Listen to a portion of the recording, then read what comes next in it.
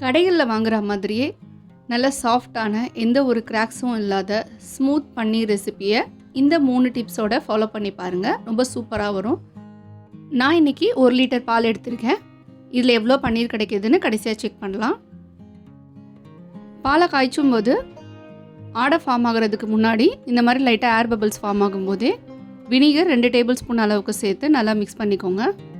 இப்போ stove off பண்ணிவிட்டு ஒரு 10 நிமிஷம் மூடி போட்டு அப்படியே இருக்கட்டும்.